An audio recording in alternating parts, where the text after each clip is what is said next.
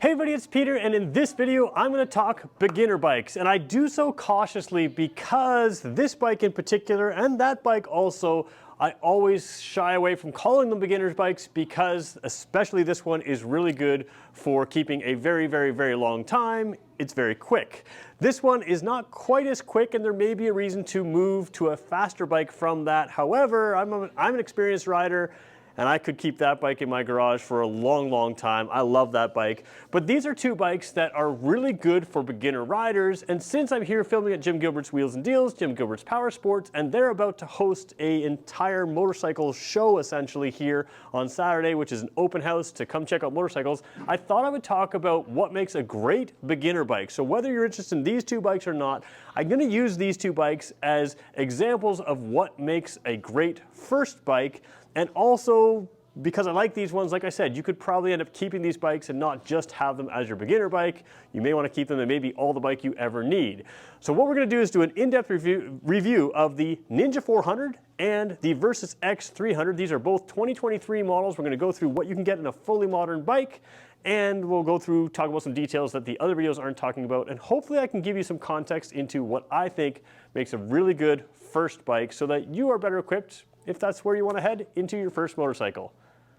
So let's take a look at both of these bikes. First of all, this one is kind of classed as an adventure bike. It's a very upright, comfortable bike. A lot of adventure bikes are going to be a little bit better off-road than this, but this is certainly a bike that you can take down a dirt road, down some of those trails, but it's also very highway capable. And I think that's important for a first bike. You don't want to go so small that it's not highway capable. And generally we look at size in the engine size department, but there are some differences. For instance, this is a 300cc, and there are other 300cc's in the Kawasaki lineup, but this is a twin cylinder. That's going to give you a little bit more horsepower, and that's going to give you a little better highway capability. Now what's interesting is this Ninja 400 used to be available as a Ninja 300, and it actually shared the same engine as this, but they upgraded this one a few years ago to the 400, and the 400 makes more power, significantly more power. It's one of the more powerful 400 twin cylinder engines, but they also made it a lighter bike, and that turned it from a pretty good little entry-level sport bike to a good all-around sport bike that is very easy to drive and very good. And that's why I say with this one, it's going to be a little bit faster bike. It's going to have a little bit more top end. It's going to have better acceleration, and it's the kind of bike that it's kind of like a cult classic. A lot of experienced riders like this for the reason that it is so lightweight. You can't replicate the feel of this bike in a faster and therefore heavier bike with a bigger engine. So a lot of people love this bike simply because it's fun. Now this one is one that I really quite like as well, and I'll be clear, this is usually what I recommend for beginners. This one's a little taller, but what I like about this bike is you can explore every type of motorcycling. So it doesn't look like a cruiser, but every kind of ride that a cruiser can go on, you can go on this. You can also get luggage on this, get accessories on this. You can do overnight camping trips. You can do travel for days. You've got good wind protection. And like I said, it's highway capable, but it's also great around town because it's very lightweight. So we're going to talk through both of these bikes. We're going to start with the Versys-X 300, move our way to the new color here for the Ninja 400, and then we'll wrap it up from there. So starting with the Versys-X 300, I'm going to get the one negative out of the way, but if this is a deal breaker for you, stay with me in this video because a lot of the features of this bike may be things that you want to look for in your bike. So first of all, the one negative is this is a little bit of a taller bike. Now I'm about 6 feet tall. I'm going to get the kickstand out of my way here. Even at 6 feet tall, I am fully footing this. You don't have to be as tall as I am to ride this. There's probably lowering kits to get this a little bit lower down. Part of the height of this bike is the styling. It is an adventure style bike, and part of it is to give you that little bit extra capability. Now, tall bikes can be intimidating for people, but this is not an intimidating tall bike, and to be fair, it's really not that tall of a bike because it's got a fairly narrow seat here, narrow tank here. You're very much in control, and it's very lightweight. So a heavy bike that's tall is a tougher bike, but a bike like this, for most riders, even if you're shorter than me, it's not going to be super intimidating. Now, if you're 5'3", this is going to be a tall bike for you, and that's where something like the Ninja 400 would still work where this doesn't. What I like about this bike, though, is there are several things that are difficult to learn on a motorcycle or more difficult. And the first one is slow speed maneuvering. And one thing is this bike being so light, but two, having really broad handlebars and a fairly upright seating position, your eyes are always in the right position. You're not leaning down looking at the bike, you're sitting up looking around. So sometimes they'll sell you these, little sport bikes as a first-time bike, and they're not that comfortable, and they're actually a little bit harder to steer slow speeds. They don't turn as sharp. This one turns very sharp. So does the Ninja 400, and both of them are still sitting fairly upright, but this one being very square is very nice. Having a handlebar here instead of clip-ons, we'll talk about that in a second. You can add accessories in here. We'll get to the dash in a minute, but you've got that slow speed cornering type thing. And then the upright seating position is very in command. You're sitting sort of like an SUV. You're looking up around traffic, above traffic. It gives you great visibility. The mirrors here are fairly close to you, so that makes it give a more of a wide angle view behind you. And the overall position is very comfortable and very good. So seating position matters, but you've also got, like I said, the ability to sort of have some control because of the positioning here. Wide bars make it really easy. So something to consider moving on, but let's take a look at some of the features that I think you should look for. And we're gonna start by taking a look at the front brakes and moving our way through this bike before we jump over to the Ninja 400. So let's take a look at the front wheel here of the Versys-X 300. This one's a little bit larger than the average sport bike. That's what they do on some of these off-roady type bikes. A little bit larger wheel can help you. This is a 21-inch wheel, so it's quite large compared to a 17-inch diameter wheel that you see on most sport bikes and pretty common on most road-going bikes. So what you want to look for in your first bike, if you're considering this, is ABS brakes. Now, how do you tell if it has ABS brakes if it doesn't have an ABS sticker like this? You're looking for this type of panel here in the disc brake. Disc brakes are pretty common on just about everything now. This one has a single disc. It's a pedal style disc that's partly for style. It could help dissipate heat, but these holes are really about dissipating heat there. But this little ring here is the ABS sensor. When you're first driving a motorcycle, if you jam on the brakes, it's kind of another tough thing to learn is braking isn't too bad normally, but if you jam on the brakes in an emergency, you can lock your tires, you can have all sorts of things. And if you lock your front tire, you're probably going down. So ABS is going to keep you from locking that front tire. And that means as you practice, you can kind of feel that ABS pulsing instead of feel your wheel locking, and it just gives you a little extra layer of security as you're learning your bike and of course as you're learning to emergency brake your bike. So ABS front and rear available on both these bikes. That's definitely something I would look for in your first bike. So now we're going to take a look at the seat of the Versys-X 300, and there's a lot going on here that you wouldn't think about for a first bike. First of all, if you compare this to the average sport bike, you can see that first of all it's a very big, comfortable seat, and you have a large rear seat here. Now, you're not going to be taking a ton of passengers in your first little bit of riding on a brand new bike, but the nice thing with this is you can take passengers if you want to, and they'll be fairly comfortable here. And again, they're sitting fairly upright, not leaning forward, leaning on you. But the Versys-X 300, what I like about this whole area is it gives you a lot of versatility so you can discover the kind of motorcycling you like. If you want to add on accessory hard cases that are lockable, which means you can go into the store and lock your stuff up on your bike and with your bike, you can do that here. You can also, if you don't want to buy the accessories right off the bat, use this whole area. You could strap like a tent down here and hang other stuff off and go camping on this bike. So it really allows you to discover the kinds of riding you're going to like to do. It allows you to take things with you. If you're used to always driving in a car, you're used to carrying a lot of stuff with you. Having a bike that can take extra stuff with you means that you're going to take this more, and it makes it more usable, and it makes it something that can, maybe replace your car instead of just being there for fun. So Versys-X 300 has some really nice things on here. It has accessories that can bolt into this rear rack, but it's also got little hooks back here that you can just bungee anything to, you can strap anything to, so you don't have to spend money on the accessories, but they're there for you if you want to get stuff like that. And it makes it a really versatile package, and there aren't a lot of beginner bikes that give you this kind of versatility. A lot of times they'll narrow you into, a slow, low-powered cruiser or, something with sport bike styling, but not always sport bike feeling. And that limits the versatility of where you can ride it, how often you can ride it, and what you can take with you. So the Versys-X 300 does have some nice things here. We're going to look at the dash on this bike first, and then we're going to move over to the Ninja 400 and show you some of the features that I really like on that bike. So I'm going to start looking at the Versys-X 300 sort of zoomed back so you can see a few things I like. Now again, the handlebar that I was talking about, you're going to see a little difference here in the way the handlebar is done on the 400, on the Ninja 400, which we call clip-ons. Handlebars are nice because you can mount a whole bunch of different accessories to hold your phone or do something like that. And if I turn this just a little bit here, you're gonna see, there we go, we're fine, hit the tripod there.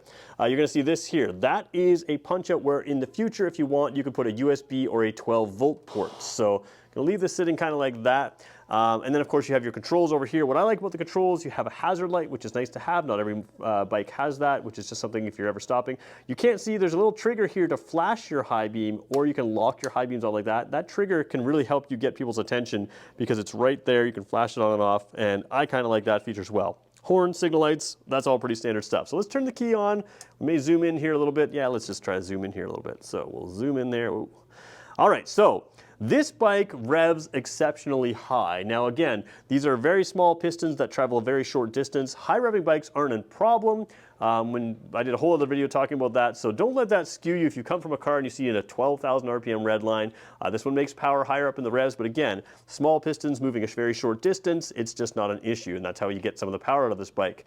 What I think you should look for on a beginner bike is right here, a gear indicator. So this one tells me I'm in neutral right now. Now neutral has a green light. You can sort of see right there, there's a green light as well, but every other gear is not labeled. This is a 6-speed transmission, and it'll tell you 1 through 6 exactly what gear you're in. It's just very helpful to know what gear you're in when you pull in the clutch, and you're trying to figure out what gear you need to be in to go into a corner, come out of a corner. Other than that, you've got pretty basic stuff in here. We can cycle through. Odometer is trip A, trip B, and the regular odometer. And down here, you've got the range, kilometers per liter, which is fuel efficiency. You can set that to liters per 100 kilometers, miles per gallon, other things like that. And then you have the average fuel efficiency, so that's instant and average fuel efficiency. And then back to that range, which is distance to empty. And it's going to calculate that based on how you have been driving and give you a basic calculation of roughly how much you have left. There's also a clock in there, so pretty simple gauge cluster, but again, gear indicator is definitely something I would look for. Now let's just talk about the clutch, because the clutch on these is different, and I think it's a good, important thing to look for in a beginner bike. So what I'm looking at right now is the clutch lever. So of course, on the motorcycle, it's a manual transmission. Instead of using a third foot pedal, you're using a clutch here. And the clutch lever on the Versys-X is one of the lightest clutch pulls I've ever felt on a motorcycle. Now that's pretty good, because if you're moving in and out of traffic, or if you have a lower powered bike, you're going to be shifting more. And having a lightweight clutch makes it easier to drive. Now there's a reason that this is lightweight. It's not just that it's got extra, sort of different setup to make it light.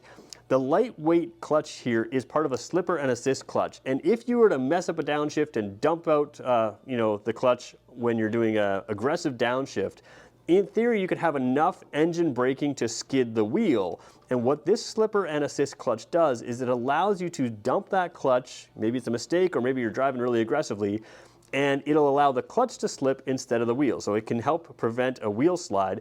And the side benefit of that system, which was developed in racing and is great for beginners and great for all riders really, the side benefit of that system that keeps that wheel from sliding also gives you a lighter clutch pull. Both these bikes have that. It's a slightly different feel on the Ninja 400, but they're very light to pull, and that makes it fun to zip through the gears and also less tiring to drive through traffic, which is something you're going to be doing on a bike like this. So now let's take a look at the Ninja 400. For a lot of people, this is a little bit more exciting bike to look at, and to be honest, it's also a little bit more exciting to drive. You will lose some practicality and some versatility by going with a bike like this, but this is the bike that I recommend more often as a good beginner bike, and in part because of something like this really low seat height. So I say really low, but again, my feet are flat on the seat here. There is a slight bit more forward lean, but again, some of the wind that's hitting you is going to take some of that, and it also gives you that sport bike kind of feel. You're not so leaned over that you're going to be uncomfortable in any way, but you do have a sense of control at speed on this bike, whereas the other one you're going to have a little bit more of a control in the parking lot. Now again, 2 weeks into riding, either of these bikes are going to be just as easy to ride as the other. But you have a little bit more of a tucked in, you have that sport bike feel, and again, the lower seat height helps for a lot of people. Now, in that seating position, of course, the smaller rear seat, your rear seat passengers are going to be a little bit less comfortable. And in my opinion, sometimes the geometry of certain sport bikes, not so much with this, but some of them can make that rear passenger sit up high, and it can kind of throw the weight balance off a little differently than on something like an adventure bike where it's kind of built in there.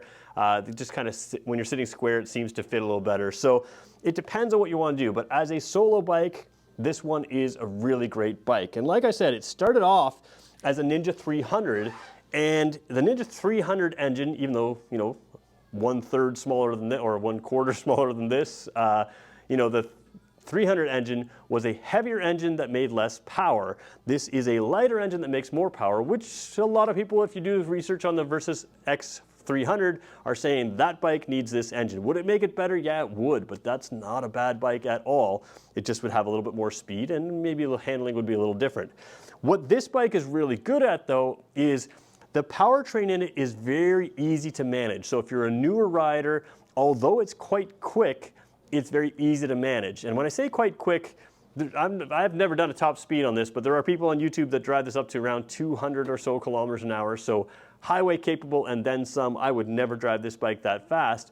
But the bigger point with this bike is it is really fun in the handling department. Think of it like sort of lightweight sports cars. You know, there's a lot of cars like a Mini Cooper, a Mazda Miata, Scion or Subaru BRZ, those kind of things. They're not crazy powerful, but people love them because they're a lot of fun to drive.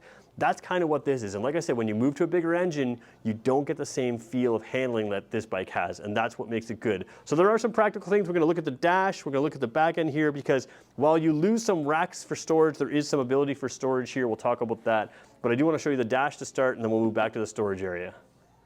All right, so taking a look at the dash here, very bottom right here, you have all the exact same controls, but you don't have the four-way flashers or those hazard warning lights. It kind of is what it is. Taking a look at the dash, though, you do have a little bit more of a modern design here. We're going to zoom into that as well, so let's just do that again. All right, so there we go.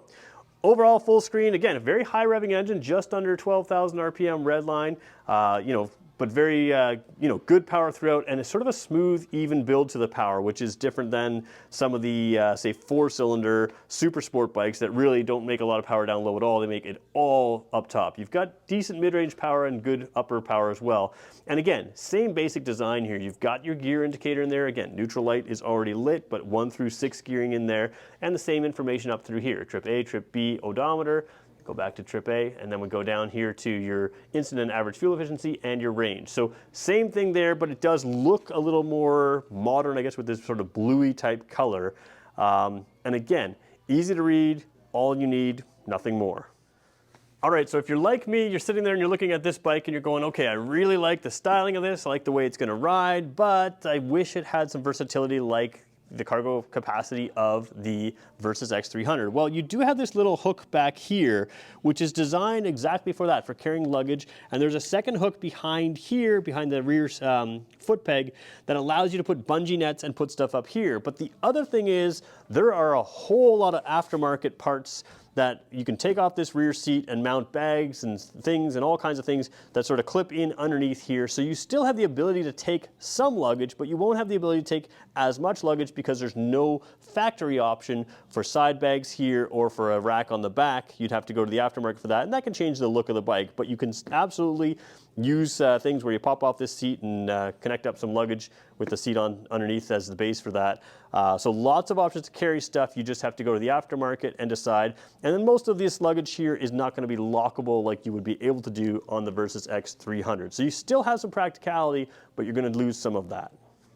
The Ninja 400 also offers one thing that the Versys-X 300 doesn't, and this might matter to new riders as well. You have a lot of color choices, and I'm a huge fan of this one right here. Now, I'm going to show you up close the stripes here. Overall, I think the white looks great, and I can be honest, while I'm filming here, a number of people have walked by and said they really like the look of this bike, but I want to show you something that's pretty cool. This stripe down here, as I'm looking at it from this angle, I see silver. You can see it's green right there on the camera, a little bit there.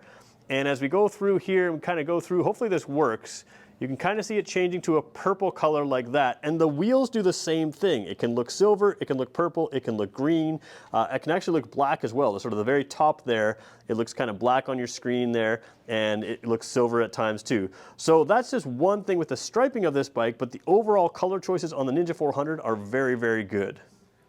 All right, so we've talked a lot about these two bikes, but let's reel it in now as beginner bikes. One thing I should have mentioned here, you do have a power port here, or a potential power port, where you can sort of pop out a plastic thing just like you did in the Versys, so you could put a phone on both of these. Now, if you're a new rider, I don't want you putting phones on your handlebars when you're new. However, if you're planning to keep these bikes for a while and you want to add something like a GPS or something like that, usually your phone is the cheapest way to do that, so you can power both of these up.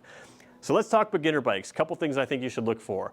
ABS brakes we talked about. I think that's important, not just for beginner riders, I think that's important for all riders, especially as you kind of get used to riding, you feel pretty good about yourself, and then also an emergency happens. It's common to lock up a wheel, front or rear, which can cause traction issues. Having ABS really helps you with that, and it teaches you as well, because if you do hammer on the brakes too hard, instead of locking that front wheel or rear wheel and possibly going down, you feel that pulsation, and once it pulses, you kind of know, hey, I've hit that limit, and it teaches you to ride. I think ABS is important.